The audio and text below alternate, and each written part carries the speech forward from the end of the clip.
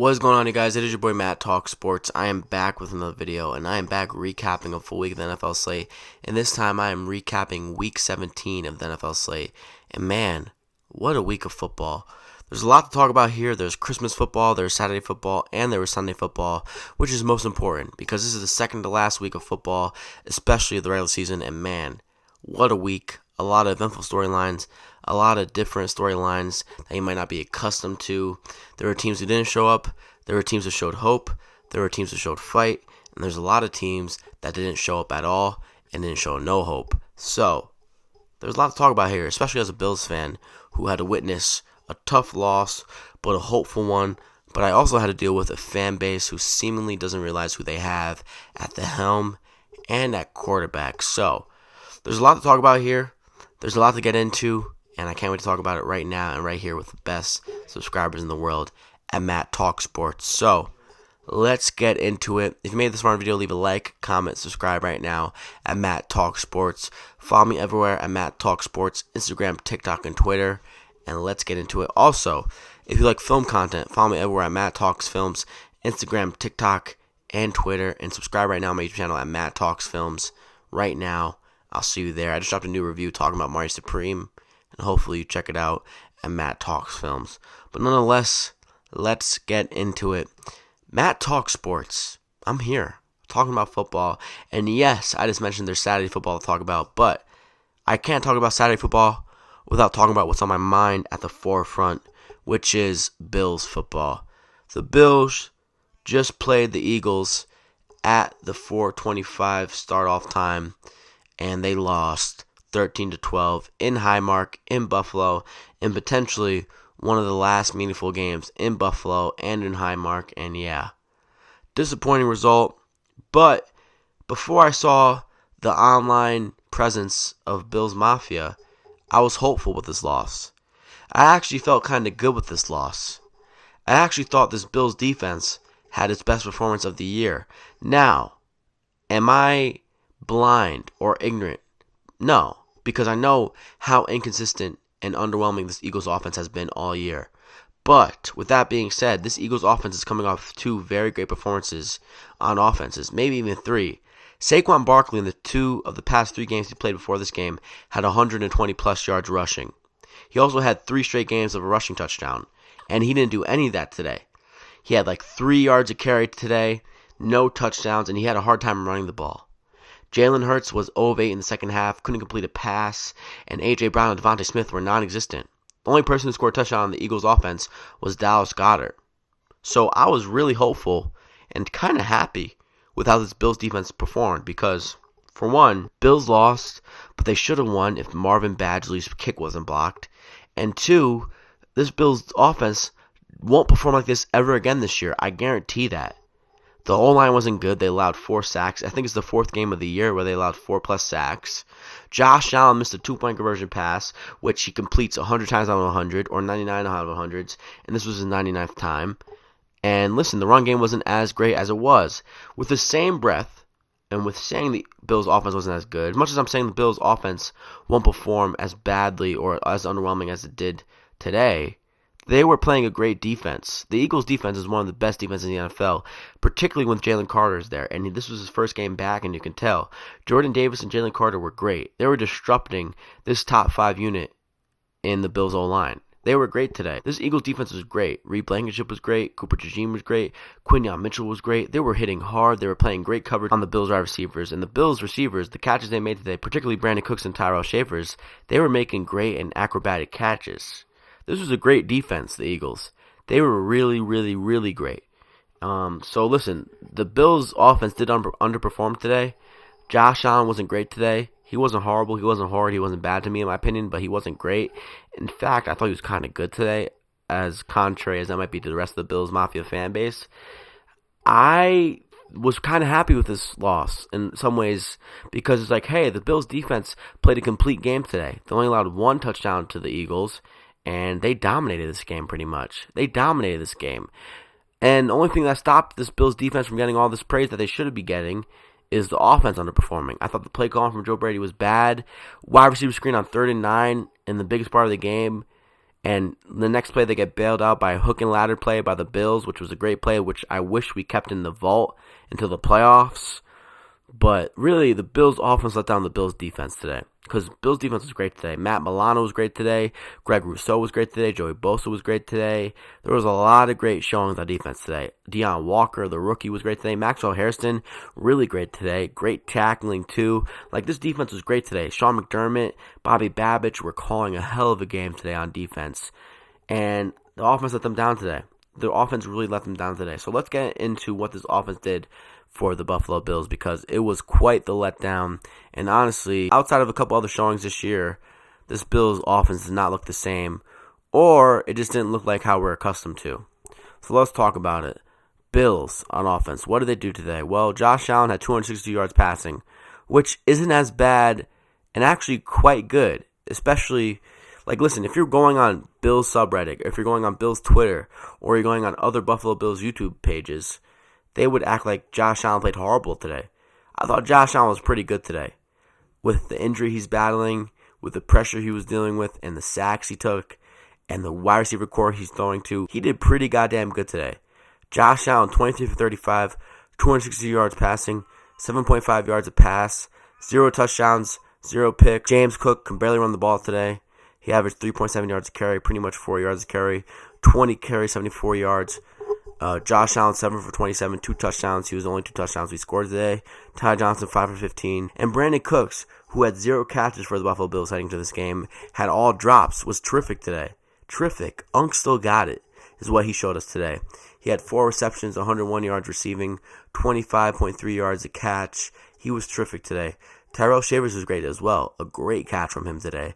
2 for 36, Khalil Shakir 6 for 35, Ty Johnson 3 for 33, and Dawson Knox 5 for 30. Josh Palmer only with 2 targets and 1 catch. I'm still waiting for him to do more. And Josh Allen had no picks today, but he also had that fumble, which I thought was a forward pass, but was ruled a fumble. But nonetheless, it was a fumble. And yeah, this offense would let down this Bills defense. This Bills defense had the best performance of the year, in my opinion. Matt Milano with a half a sack, Greg Rousseau with a half a sack, Deion Walker with a tackle for loss, Milano with a tackle for loss, Shaq Thompson with a tackle for loss. Shaq Thompson was great today, and he's been great. He got to start over Terrell Bernard today. Shaq Thompson sets a presence in this defense that we direly need. He just hits people for fun. He just cracks people for fun, and it's so awesome just to watch that. And our secondary is so good today. So good. The run defense was great today, man. I mean, when you look at what we held the Eagles to rushing-wise, we held the Eagles to 82 yards rushing on 26 carries, 3.2 yards a rush. When it comes to passing, Jalen Hurts 0 of 8 in the second half, like I said. And then Jalen Hurts 13 to 27, 110 yards passing, 1 touchdown, took 1 sack. There was like 2 to 3 sacks missed as well, so he really should have taken 4 sacks today. A.J. Brown 5 for 68. Devontae Smith 2 for 25. Dallas Goedert 3 for 8, 1 touchdown. This Bills defense was great today, man. And honestly, first half Jalen Hurts was really great, really, really good. There's a couple sacks where I thought he should have got sacked. He didn't, due to him and how really good he is at evading sacks and how special he is at escaping the pocket. There's a couple passes from Jalen Hurts where I'm like, oh, that's a pass out of bounds. Nope, it was actually a completion to Devontae Smith or A.J. Brown. So shout out to Jalen Hurts in the first half. He was really, really good. But the story of today really for me was how disappointing this Bills offense was. But in the same breath, I think it's ridiculous the notions I'm seeing from Bills Mafia here. Because the notions I'm seeing from Bills Mafia on Twitter, on social media, and specifically on YouTube is what drives away a franchise quarterback and an all-time great like Josh Allen away. Like, I think Josh Allen is forever a Buffalo Bill. I truly think that's what he is, and that's what he's going to be moving forward with his career. But some of the things I've been hearing said about him today is ridiculous. Like, there's a couple Bills fans saying, fuck you to Josh Allen today, or calling Josh Allen a bozo, a clown, or a bum today. Like, one of my favorite therapy groups when it comes to Bills winning or losing is Buffalo Fanatics on YouTube. I love those boys. Z-Bot, Rico. I hope to do content with them someday. But Rico, who I love, by the way, this is not a slight at Rico, but I was just bewildered by what he was saying. Rico was saying Josh Allen played like a bozo the entirety of this game, and Josh Allen was a bozo today. That's what he said. Unless I was half in the bag or full in the bag, that's what he said. And it infuriated me because Josh Allen was pretty good today with what he had to deal with. He was injured. He has a underwhelming receiving core, which showed up for the most part in Shavers and Cooks. He was dealing with no Kincaid today. The run game wasn't helping him at all. The O-line wasn't helping him at all today. And he missed the 2-point conversion pass, which he completes 99% of the time. And today it was the 1% of the time where he doesn't. And honestly, I'm just glad this wasn't in the playoffs. If this was the playoffs, it would be a different story. It would be a different story. But this was the regular season. And honestly, in a kind of meaningful game, but we all know the Patriots wouldn't have lost to the Dolphins next week. So honestly, I was bewildered by what was being said about Josh Allen because he doesn't deserve that. And this is a regular season game. Yes, Josh Allen knows he missed that pass. You can listen to the presser. You can listen to the press conference. He even says so. He says he missed it. And he won't miss that again, I guarantee you. And this Bills offense was very underwhelming, and that won't happen again for the rest of the season, especially when it gets to the playoffs. It won't happen at all. Because I trust this Bills offense. And if this Bills defense plays like this for the rest of the season, heading into the playoffs, during the playoffs, then this Bills team is going to the Super Bowl. That's how I feel. I texted my friends. I told my parents. I told a couple other group chats. I'm like, hey, Bills win or lose, they're going to the Super Bowl. And I still feel the same way. This Bills defense is the best defense in the NFL when it pertains to the second half. This Bills defense and the adjustments they make in the second half is uncanny to any other team. McDermott is a great adjuster. Babich is a great play caller alongside McDermott. And these players fire out of the cannon every second half. They dominate the second half of every game they play in, especially the games that matter. So I'm proud of this team. I love this team. There's no other team that I'd rather have my full heart and soul in than the Buffalo Bills because this team makes me angry. This team also makes me fall in love every time I watch them play. And for a team to control my emotions like this is hard to come by. And honestly, there's very few things in life that mean more to me than the Buffalo Bills. As sad as that sounds, as loser dumb as that sounds, it's just the truth. The Buffalo Bills mean a lot to me. And yes, the Bills lost today. Yes, they lost in a nail biter. And yes, they lost against a really good team. But I'm proud of this team. I'm proud of how they fought. This is a team that never gives up. This is a team that never blinks at adversity, and that to me is a really big quality heading into the playoffs. And honestly, the traits that this team has with the clutchness on offense when it matters, the clutchness on defense when it matters, and how the star players on this team plays when it matters is uncanny to a lot of teams in the playoffs in the AFC. So I'm looking at the rest of this playoff slate and the rest of the teams in the playoffs. I think we beat every single one of those teams. I really do. Listen, we just lost to a Super Bowl champ. We lost to one of the best defenses in the NFL. We lost to an offense which, yes, it has been underwhelming, but they have A.J. Brown, Devontae Smith, Jalen Hurts, and Saquon Barkley, and we held them to great margins today. So listen, we lost today. We lost in a nail-biter, and I wish the outcome was different. And hell, I'd be a lot happier than I am right now, but that's not the case. And I'd rather lose right now than in the playoffs. I'd rather make these mistakes that we made today right now than in the playoffs because we can't overcome mistakes in the playoffs like we can right now. Next week is a bye. All of our starters are resting next week. We can fix the mistakes. We can get healthier. James Cook got banged up today. Josh Allen has been banged up for 2 to 3 weeks now. He can get healthier. And I'm telling you, this team is not to be reckoned with, and no one wants to see us in the playoffs. Jacksonville won't want to see us week 1 in the playoffs. Neither will the Patriots, as great as they look, both of them. So, listen, the Bills lost. We lost to a really good team. But honestly, the Eagles, they didn't deserve to win that game. And if it wasn't for a blocked kick from Badgley, we would have won this game because we would have won 14-13. Instead, we had to go for 2, which honestly, in retrospect and in hindsight, of course, I'd rather just kick a field goal because 13-13, we held the Eagles to 18 yards in the second half, and we probably would have won in overtime because the Eagles offense couldn't do anything against us. So, listen, it is what it is, but I completely understand and love the aggressiveness from Sean McDermott and Joe Brady. I do. But also, I have complaints with Joe Brady. Because Joe Brady called a weird game. That 39 with a minute left, called a wide receiver screen to Ty Johnson made no sense. Luckily, Ty Johnson turned a 3rd and 15 play to a 3rd and 11 play, which resulted in the hook and ladder on 4th down, which was great, which I wish we saved. But, yeah, Joe Brady is a weirdly weird play caller, and I kind of am sick of him. At this point, he can't get rid of the wide receiver screens. And the deep ball today looked great from Josh Allen. I wish he went to that a little bit more. I wish we went with a little bit longer passes today. Instead, we kind of stuck with wide receiver screens and runs and predictable play calling throughout the entirety of this game. So listen, I wish the play calling was better. I wish the execution on offense was a little bit better, and I obviously wish the offense as a whole was a lot better. But the defense showed a lot of promise, a lot of hope, and a lot of capability that we haven't seen all year. And the play calling of Babich and McDermott looked really good on defense, and I can't wait to see how this team puts it all together in the playoffs, because I believe they will. And I believe this team is going to the Super Bowl. And I said to my friends, I said in my group chats, I'm like, hey, this team is going to Super Bowl, win or lose. Because what I saw today was Super Bowl caliber, and I think this might have been a Super Bowl preview. I think everyone is writing home about the Rams in the playoffs, like, oh, the Rams are going to win. But the Eagles own the Rams. Whether the Rams are up by 14 or the Eagles are just winning. The Eagles own the Rams, and I think the Eagles might get back to the Super Bowl this year. That's how good that defense is.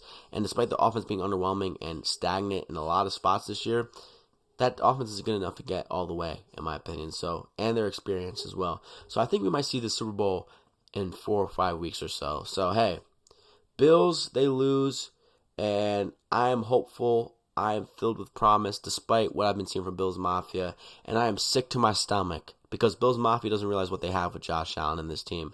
We had to deal with J.P. Lossman, E.J. Manuel, Kyle Orton, Tyrod Taylor, and a plethora of other quarterbacks, Nathan Peterman, before Josh Allen. So to call Josh Allen a bum, bozo in any regard is ridiculous to me. I don't care how bad this man plays. I don't care how bad this man fucks up in a regular season game. He should not be succumbed to the words bum or bozo. And he shouldn't be succumbed to the insult as fuck you from Bills Mafia fan bases on Twitter. I had to block a couple people on Twitter today from Bills Mafia. There was some person who said, oh, Josh Allen is that angry off a play. Fuck you. Because he missed a two-point conversion. Someone was angry that he was that angry for the first time all year. It's like, hey, what are you talking about? I'm a little bewildered and confused by your sentiment and comments. What is going on? But, hey, I'm just glad that I sobered up because I was really drunk. I was a mess and I was angry. And I'm glad I sobered up and I was able to key some thoughts for you guys today because I recorded a couple different recordings and I was all over the place and I had to re-record and settle down and talk about you guys and talk with you guys about what happened when I saw today from the Eagles in the Bills game. Because it was a great game. It was an intense game. I honestly really like Brady and Burkhardt on the call. Brady a little bit Captain Obvious, but Brady is a pretty goddamn good play caller and he can say the things that he said. He was pretty critical today. And he's never really been that in games before. But I really liked him today. And I said a couple fuck yous and FUs at the screen to Brady today, but all that was just reactionary because he's owned us for years now. But hey, I'm confident in this Bills team, and somehow, after a loss, I come away with the Bills more impressed, particularly on defense, because I know this offense won't do this in the playoffs, or at least I'm a 99% sure they won't do this in the playoffs. So hey, I'm upset at the Bills Mafia fan base, I'm upset at the Bills fans, but I'm kind of hopeful and I'm filled with promise when it comes to the Bills as a whole, as a team, and as a coaching staff. So, hey, Brady disappointed. The offense is disappointed today, but Babich, McDermott, and the defensive players impressed for me today. So, hey, there's hope. There's promise moving forward with this Bills team, and I think everyone who's a realist and objective as a Bills fan will notice that and will feel the same way I'm feeling right now tomorrow. But I feel that right now because I'm a ball knower. So, hey, I think the Bills are going to the Super Bowl. And I feel that way right now. If they don't, I'm going to look like an idiot. I'm going to look wrong. But I really think this Bills team is going to the Super Bowl with what I've seen today. I do. And I think this might be a Super Bowl preview. So let's go Bills. What a game. Sadly, we're on the wrong side of it. It was intense. Came right down to the wire. And, man, I wish it came our way. But at the end of the day, you'd rather lose right now in a close game than lose in a close game in the playoffs. Because I think this is only going to make us stronger and build us towards something special this year. So let's go Bills. Let's go Bills Mafia. Hopefully you guys feel better tomorrow because I know I will. And I'm starting to feel a little bit better right now because I was a mess. I was upset. I was a blabbering, psychotic mess. I'm sure people in my household were looking at me like with 4 eyes because I was looking like a babbling idiot. But nonetheless, Bills, they lose to the Eagles in Highmark in one of the last meaningful games, 13-12. A botched 2-point conversion. A missed field goal, a.k.a. a blocked field goal by Marvin Badgley, screwed up the Bills. But, hey, we lost today without Kincaid. And I think if Kincaid plays this game, I think we win. And I think that opens up a whole lot of different aspects of this offense for the Buffalo Bills. So, hey, that is it for the Bills versus Eagles. Now, let's get into it. Saturday football. We had Texans versus Chargers. What an interesting game that was. Texans, they beat the Chargers 20-16. They moved to 11-5, and the Chargers, they fall to 11-5. What a game. CJ Stroud's deep ball is insane. He opened up this game with 2 deep ball passing touchdowns to Jalen Noel and Jaden Higgins, but other than that, it was Chargers from there on out. But the Texans still hold on to beat the Chargers 20-16. And honestly, I think these teams are both very good. And honestly, I can see one of these teams making the AFC Championship, but not both. And I just don't trust both of these offenses. I like both of their defenses, particularly the Texans defense, more. These offenses on both sides are just not compelling enough to me. CJ Stroud, I don't trust. I don't trust his offense as a whole, their offensive line. Even though their offensive line didn't allow a sack against the Chargers defense, which is a pretty goddamn good defense. The run game of the Texans offense doesn't scare me as much. 19-71 for Woody Marks, 8 for 36 for Jahar Jordan, 288 for Jaden Higgins, 3 for 57 for Nico Collins, 3 for 54 for Jalen Noel and a touchdown. Yeah, man. The scariest part about both of these teams are their defenses. Texans defense, Henry To'oTo'o is very good, man. Al Jair is very good. Will Anderson Jr. is very good. Derrick Barnett's very good. Autry's very good. Sheldon Rankins very good. Daniil Hunter's very good. You get it, because they had 5 sacks against the Chargers today. I kind of thought the Houston Texans O-line was very bad heading into this year, but they've been improving. Justin Herbert was very good in this game. Very good in this game. It was one of the best games I've seen him play. He's constantly battling injury, adversity, and honestly, a lot of the people on his team let him down. Gasson had a huge drop on 3rd down. There was a couple other drops and a couple other miscues from this offensive team and this offensive unit outside of Herbert, and Herbert was really good today. Mobility-wise, passing-wise, he was very, very good. Quentin Johnson was the only player that really showed up for him on the receiving core. 5 of 98, no touchdowns. Oronde Gadsden had a touchdown, but he had like 1 to 2 drops that were concerning for me. Lab McConkey only 1 catch on 2 targets, 31 yards. I actually really like Amari and Hampton. He has the perfect build for a running back, in my opinion. I think he's going to be special. Really good receiving back, really good running back. So, honestly, it's weird, this game for me. I don't really believe in any of these teams, Houston Texans or the Chargers, but it was a good game to watch. Both really well-coached teams, both really well-coached defensive units, really talented quarterback on the Chargers, and CJ Stroud is a good quarterback, but he's a flawed one. So, listen, the Texans are scary mainly for that defense, not their offense, and the Herbert-led Chargers is not a team that's going to go far because of the O-line and the issues they have there and the lack of production when it comes to the offensive side, because they continue to let down Justin Herbert in a lot of different ways. So the Texans, they beat the Chargers 20-16. They both moved to 11-5.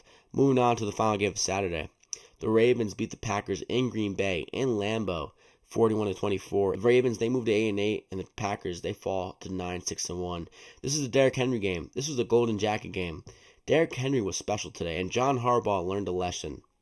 He learned that, hey, keep Derrick Henry in and keep feeding him the ball, and good things will happen, because guess what? Derrick Henry, 36 carries, 216 yards, 4 touchdowns. He had 6 yards per carry. Overall, the Ravens ran for 53 carries, 307 yards, 5.8 yards a carry, and 4 touchdowns. Tyler Huntley, without Lamar Jackson, obviously, 16 for 20 passing, 170 yards passing, 5.5 yards a pass, and 1 touchdown. That 1 touchdown was to Zay Flowers. In my opinion, when it pertains to the game next week against the Steelers, don't put Lamar Jackson in. Give him another week of rest. Obviously, I'd rather than put Lamar Jackson in because he's been playing worse, but hey, Tyler Huntley was really good this week. He understood the assignment. Don't turn the ball over. Efficiently pass the ball and hand the ball off to Derrick Henry, and we will get the win. Because this Lambeau, aka this Green Bay defense, is banged up. A lot of injuries, and they couldn't stop the run, and they were a banged up entire defense against Derrick Henry. Derrick Henry looked like a horse amongst ponies. I mean, he was just running and trampling a whole bunch of people today. 4 touchdowns, 36 carries, 216 yards from Derrick Henry. Terrific. But Malik Willis is playing himself into a starter role next year for some team. I don't know who. Maybe the Cardinals, maybe the Miami Dolphins, maybe the Indianapolis Colts. Who knows? He's really good, though. I love Malik Willis. He kind of opens up this Packers defense in a way that you might not expect him to. 18-21 passing, 288 yards passing, 13.7 yards a pass, 1 touchdown, only took 1 sack. He went out for 4 plays, and Clayton Tune threw a pick on one of those 4 plays. So that was one of the biggest plays of the game when Malik Willis got injured and Tune threw a pick. Malik Willis, 9 carries to 60 yards, 2 touchdowns. So he had 3 touchdowns total. He was terrific, man. Terrific. Christian Watson was great as well. 5 for 113 yards, 1 touchdown. Romeo Dobbs, 3 for 62, 4 for 41 for Jaden Reed. And Matthew Golden, only 1 for 12. Waiting for this dude to pop off, but I think he's just a flat-out bust. So the story of that game Saturday was Derrick Henry is a horse. He still got it. I mean, it feels like he's had an underwhelming season, but he's 2nd in the league in carries, 3rd in the league in rushing yards, and 2nd in touchdowns rushing, and 7th in the league in yards per carry. So when he seems like he's having a down year, he's actually having a great year. And we all know Derrick Henry runs great downhill. So hey, the Ravens are probably going to make the playoffs, in my opinion. They probably beat the Steelers, and we're probably going to face them in a wild card round, which would suck. It would suck to face the Ravens in the wild card round. But also, if we win that game, it would build us and make us feel more confident facing other teams. So I don't know what to say, man. I don't want to face the Ravens week 1 in the playoffs, but also if we win, I'm feeling hella confident about this team. I don't care how bad the Ravens have been all year. But listen, Packers are banged up. Not great for them heading into the playoffs. I don't know how Packers fans or people who like the Packers can be confident about that team heading into the playoffs. But nonetheless, Ravens, they moved to 8-8, and the Packers, they fall to 9-6-1. Moving on to Sunday, let's get the unmeaningful games or the uninteresting games out the way. The Patriots win the AFC East. They move to 13-3, and the Jets fall to 3-13. This game was 35-3 at half. I think this is a one-and-done season for Aaron Glenn. As much as I like Aaron Glenn, he's a defensive-minded guy, and this defense looked uninspired and not willing to fight or compete today. 35-3 heading into half. Drake May had more touchdowns than incompletions today. He went 19-21, 5 passing touchdowns, and 256 yards passing. He was terrific today. Diggs had a touchdown. Austin Hooper had a touchdown. Hunter Henry had a touchdown. Ramondre Stevenson had a touchdown. And Chisholm had a touchdown. Really, the Jets looked horrible today. Now, Aaron Glenn is working with a third-string quarterback, but Tyrod Taylor and Justin Fields wouldn't make a difference at all, in my opinion. This is just really bad. The best thing about this Jets team is the offensive line and the running back and Breece Hall. Everything outside of that is just abysmal and uninspiring. What a despicable performance from the Jets, and honestly a horrible year from the Jets. I'm pretty sure this is the last year for Aaron Glenn, and they should get Frankie Mendoza in the draft because they need a quarterback badly. I think they need a head coach. I like Aaron Glenn. I kind of like some aspects of him coaching this year, but when you let up 35 points and only score 3 points heading into second half of football, that's just uninspired and unacceptable, in my opinion. In my opinion, it looks like a team that gave up on their head coach a long time ago, and that accumulated today. So the Jets, they lose. They move to 3-13, and the Patriots, they move to 13-3. They win 42-10, and the Patriots win the AFC East. So congrats, New England. Congrats. Anyway, moving on. Bengals versus Cardinals. This game was a blowout. It was 37-7 heading into 2 minutes in the fourth quarter, and then Trey McBride scored a touchdown. This was just domination from the Bengals. And if you're a Bengals fan, Joe Burrow was in it for most of the year, and next year you got to assume you guys are probably going to make the playoffs because you guys are going to be better than the Steelers and the Ravens, assumingly next year. Joe Burrow, 24 for 31, 2 touchdowns, 3 sacks taken. Chase Brown, 22 carries, 101 yards, 2 touchdowns. Samaje Perine, 3 for 5, 1 touchdown. Jamar Chase gets back on the board since week 7, 2 touchdowns, 7 for 60. T. Higgins, 4 for 59. Just a dominant day on offense on all fronts. The Bengals defense looked really good today. They had 4 sacks actually. They were dominant. Jacoby Brissett, I think he has 1 win as a Cardinals quarterback, but he's been pretty good, man. It's not really on him. Just 2 pass touchdowns. Running game has been inefficient. This is a strictly pass-heavy offense, and they aren't really surprising you or fooling you because they're pass-heavy. They can't run the ball since James Conner has been out, and their offensive line isn't that great.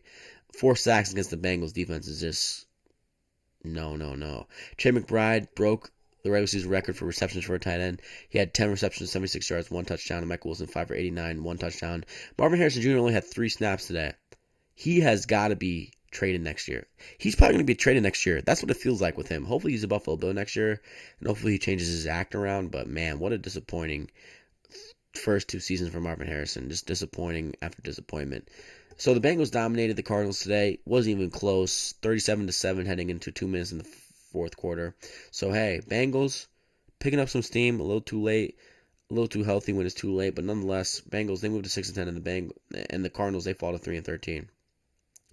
Moving on, Seahawks versus Panthers.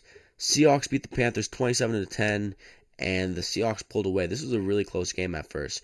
It was 10-3 with 8 minutes left in the third quarter. It was 3-3 heading into the third quarter. So this is a close game. The Panthers defense looked the best it looked all season. Derrick Brown was making moves.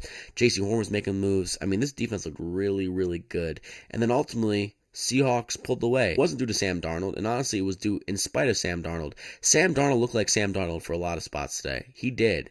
He really, really did. The Panthers had 3 sacks today.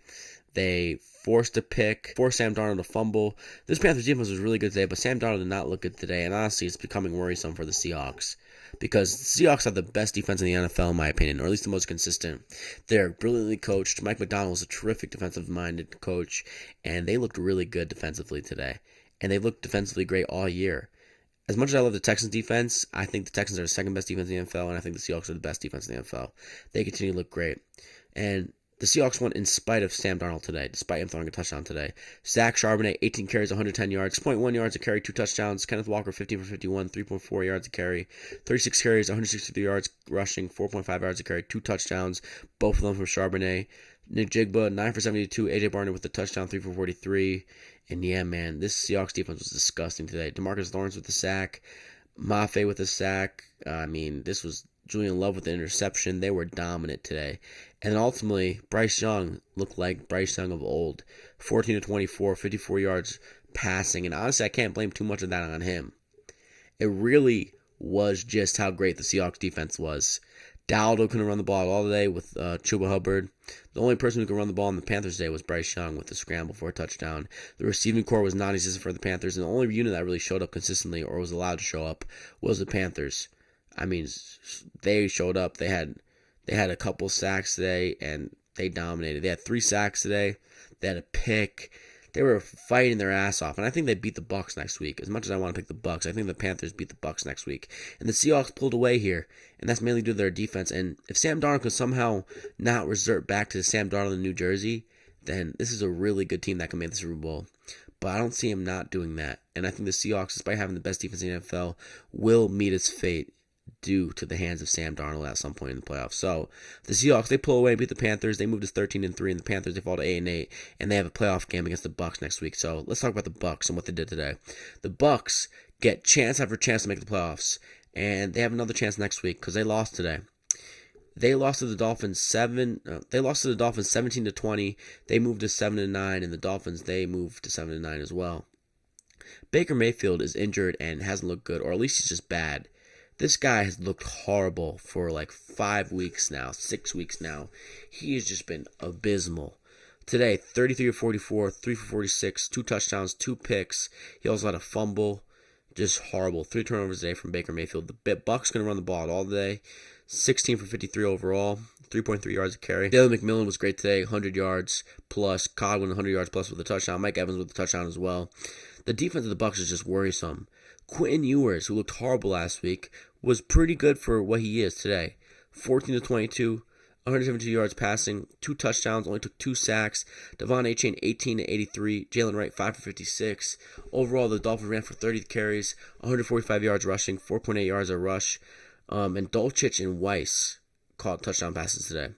So, really, the Dolphins defense looked good today, but Bucs, they looked even worse. They're supposed to have one of the best offensive lines in the NFL. They're supposed to have one of the best offenses in the NFL when healthy. They have Bucky Irvin, Rashad White, Sean Tucker, McMillan, Godwin, Emeka Egbuka, and Evans, and they couldn't do diddly squat today. So really embarrassing performance from the Bucs over the past few weeks, and this was the accumulation of that. They lose to the measly Dolphins with Quinn Ewers as quarterback, and somehow they can still make the playoffs next week. And honestly, I hope they don't. They are my Super Bowl pick, and they lose today, and they move to 7-9, and if they beat the Panthers, I wouldn't be surprised because the Panthers are the Panthers and somehow they're going to Panther. But I think the Panthers are better, which should be startling for Bucs fans and Bucs players and the franchise of the Bucs. Baker should not be this bad. And if you look at his stats, it's not that horrible. He's 25 of 10, 13th in passing yards this year and 11th QBR. But don't let that fool you. He has 5 picks in the past 5 weeks. And then he has 7 touchdowns, so 7 to 5 in the past 5 weeks. It feels like way worse, though. So Baker's been bad, but he has another chance to make the playoffs next week. And Baker can be clutch. Let's see if he's clutch. But nonetheless, the Dolphins beat the Bucs in Miami 20-17. Moving on, Jaguars versus Colts. Jaguars beat the Colts 23-17. Jaguars, they moved to 12-4. They continue to stay hot. And the Colts, they fall to 8-8. And the Jaguars started to jag a little bit today. As much as I've been jagging off all year, Trevor Lawrence, 23 for 37, 260 yards passing, no touchdowns, 1 pick, 2 sacks. ETN, 17 to 76, 4.5 yards a carry.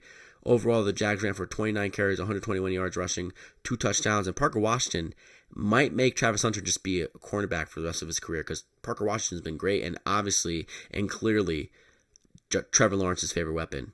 I mean, Parker Washington was great today, and he's been great for a while now. He was 8 of 115 yards, 0 touchdowns. Brenton Strange, 3 for 54. Brian Thomas, 4 for 39. Jacoby Myers, 6 for 39. And Jacoby Myers had a fumble today. The Jaguars squeaked out a win here. They really did. And honestly, it's kind of thanks for Phillip Rivers. Like, listen, we love Phillip Rivers. I love the little story. He honestly still has it when it pertains to his football IQ. But when it pertains to his talent, his ability to throw the ball, his power behind his throws, it's just clearly not there anymore. Phillip Rivers, 17 for 30, 147 yards passing, 1 touchdown, 1 pick, and that pick he threw was horrible.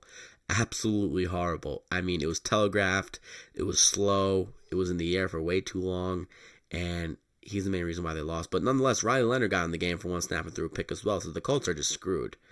At least for the end of this year, but they're out of the playoffs anyway. Jonathan Taylor, 21 for 70, and the run game for the Colts has just not looked the same at all. 3.3 yards a carry, 1 touchdown. Tyler Warren, 5 for 43. Josh Downs, 2 for 34. Mo Alley Cox, 3 for 20 with a touchdown. Listen, I'm a Tyler Warren guy. I think he's going to be a Hall of Famer. I was a big Tyler Warren guy, but Colson Loveland has looked way better recently. But Tyler Warren is working with very, very, very poor quarterback room over there in Indianapolis at the moment. Both defenses look really good in some spots, but ultimately, Trevor Lawrence looked good today outside of the red zone pick or whatever that pick he threw. And honestly, Trevor Lawrence is one of the best red zone threats in the NFL when it pertains to his feet and his mobility and his ability to escape the pocket. He's been really good in the red zone, really effective in the red zone. And the Jags escape here. They do. They continue to mount momentum. But I will say this. This is not sustainable. If they play like this against any other team in the NFL, they will lose. Particularly with my Bills, particularly with anyone else in the NFL and the AFC playoffs, they will lose. So as much as I love the Jags, as much as I predicted them to go 11-6 this year, I am not that confident in this team. They squeak out a win against the Phillip Rivers-led Colts offense, so they move to 12-4. The Colts, they fall to 8-8. Moving on to another game, which was just abysmal to watch, really. Surprising, I'm saving the game for last, which I wouldn't expect to, but it was that great of a game. But this game, Browns, they moved to 4-12. They beat the Steelers 13-6. Steelers, they fall 9-7, and their playoff spot is on the line, and the division is on the line next week against the Ravens. And Shedeur Sanders is a horrible quarterback.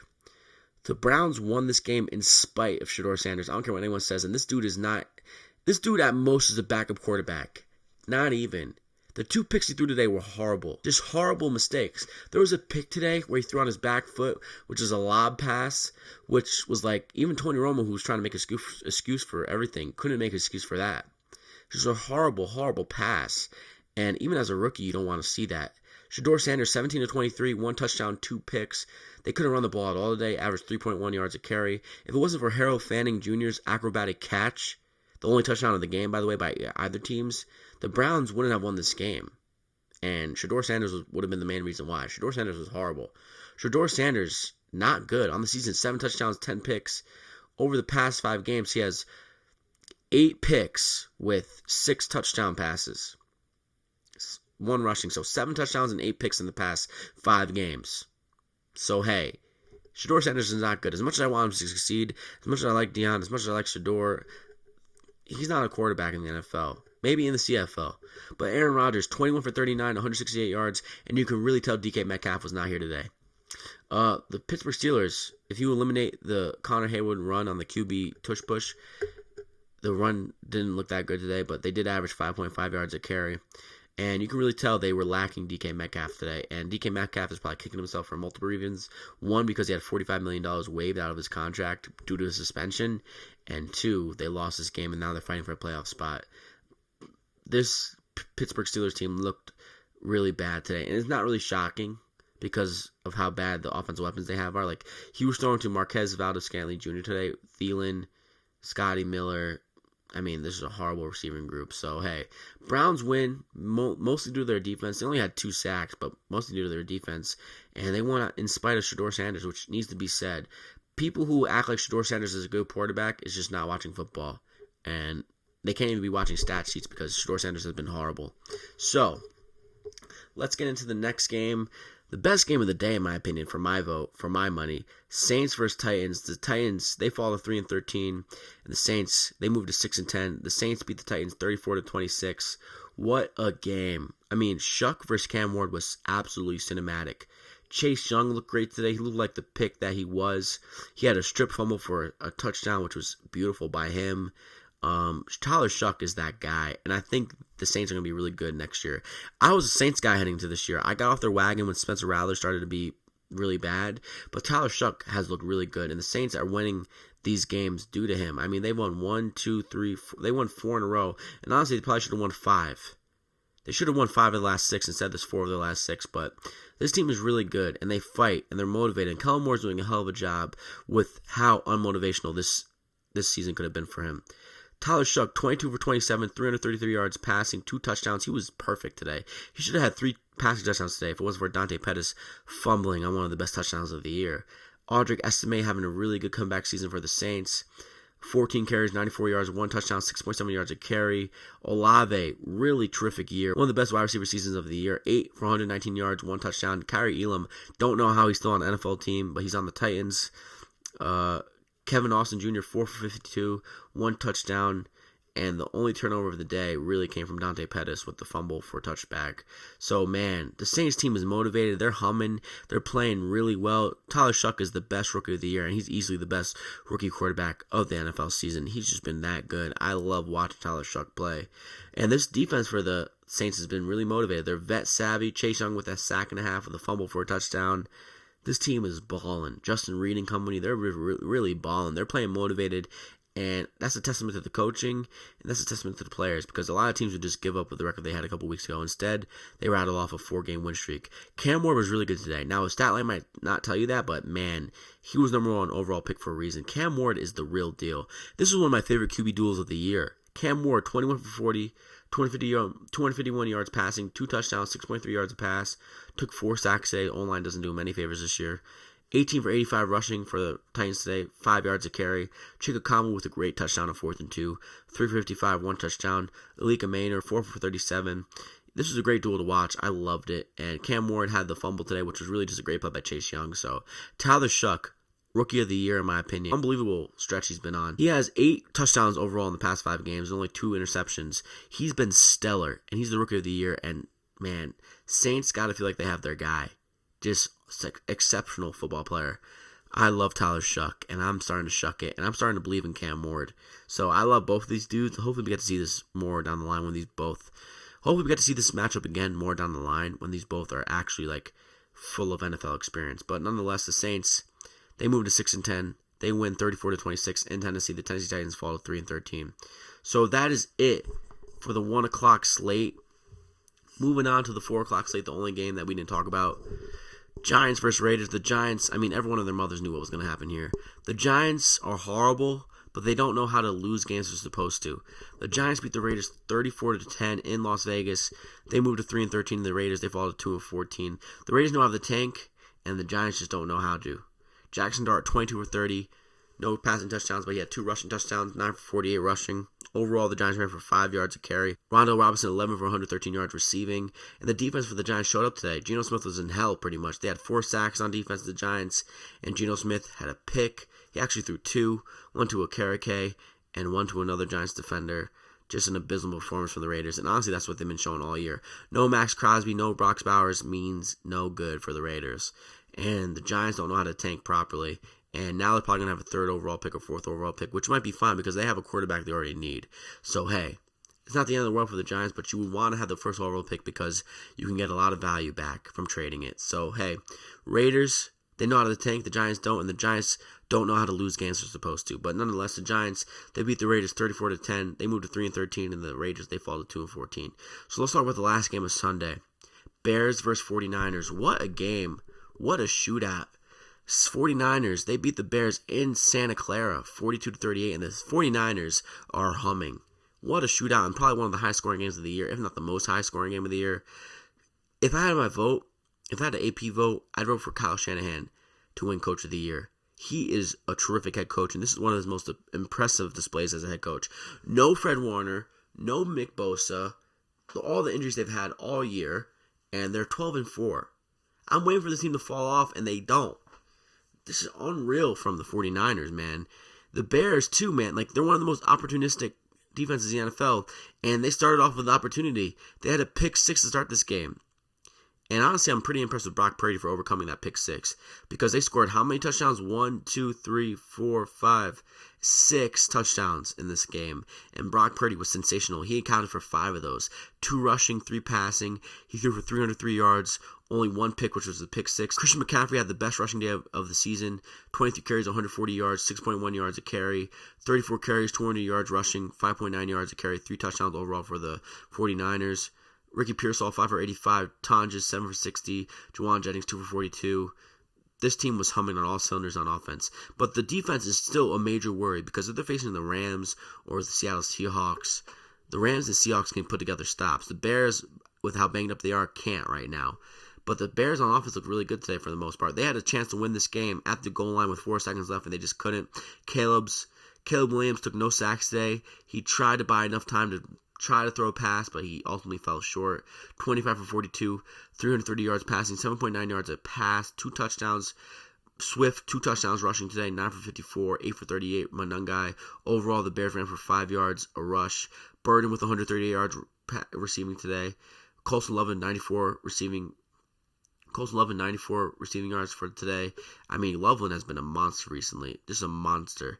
So, listen, the Bears fought their ass off today. Their defense capitalized off of the one opportunity that they had with the pick six. They had a sack as well, and the Bears had a chance. They really did, and they ultimately couldn't capitalize off of it. And Brock Purdy and the 49ers overcome adversity like they've been doing all year, and they win 42-38. They keep on overcoming injuries. They keep on overcoming adversities, and it's really impressive to me. So shout out to the 49ers. Shout out to the Bears. A really fun game. A great way to cap Week 17 all out. So, hey, what a Week 17 slate. The Bills didn't win, but hey, it is what it is at this point. It was a great week of football from Christmas to Sunday. What a way to end it. We have Monday Night Football tomorrow with Rams versus Falcons. Who knows what's going to happen there? Hopefully it's a fun one, but I think here's what's going to happen. If the Rams win and Stafford looks great, which is really likely, Stafford wins MVP. If Stafford somehow loses and the Falcons win, Stafford doesn't win MVP and May wins MVP, which is Mayday for me. I don't want May to win an MVP 1 year after Josh Allen winning one. So, hey. Nonetheless, Week 17, that is it for me recapping it. What a week. I'm glad I sobered up because I'm a lot more clearer and a lot more stable now. But nonetheless, it is your boy Matt Talk Sports. Follow me everywhere at Matt Talk Sports, Instagram, Twitter, and TikTok. Subscribe right now if you made it this far in the video. Share with your friends if they want to hear someone talk about football in its full extent. So, hey, it's your boy Matt Talk Sports. Follow me everywhere at Matt Talk Sports, Instagram, TikTok, YouTube, and Twitter. And if you like film content, follow me everywhere at Matt Talks Films. Subscribe right now at Matt Talks Films on YouTube. And follow me everywhere at Matt Talks Films, Instagram, TikTok, and Twitter. So, that is it for Week 17. I will be back Thursday night or Friday morning early around 3 a.m. or 10 a.m. or 12 p.m. And I will be picking and predicting the last regular season of the NFL slate. So, it is your boy Matt Talk Sports. I will see you Friday morning around 3 a.m. or 12 p.m. But nonetheless, I'll see you on the flip side.